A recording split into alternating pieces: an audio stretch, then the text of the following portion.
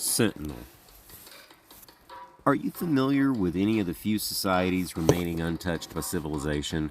I've been fascinated by the Sentinelese for decades. I researched anthropological histories the British made about other Andaman Islanders.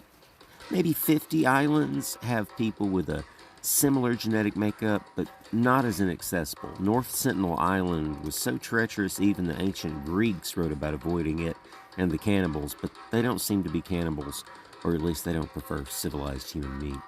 When they were colonizing them in the late 19th and early 20th centuries, one of the most interesting aspects of the culture was their use of names. At birth, everyone got a unique name. Around age 9, everyone ritually discarded their birth name and became child.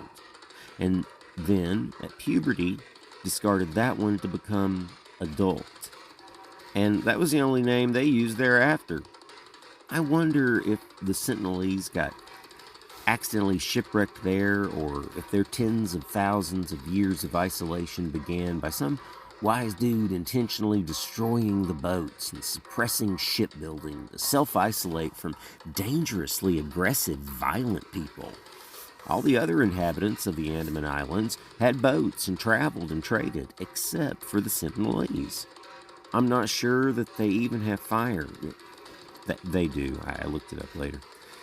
The only other known groups of uncivilized folks live near the Amazon.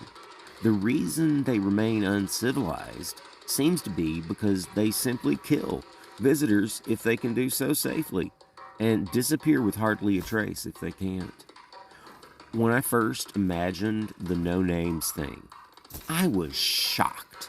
I couldn't imagine how a society could function without names. This was probably 15 or 20 years ago. I eventually came to realize how beneficial this would be to maintaining a free society. Now I more appreciate the tragic irony of the Christian missionary trying to save folks who were probably already living in Christ consciousness. And Abdi knew the principle of self-defense very well. One warning.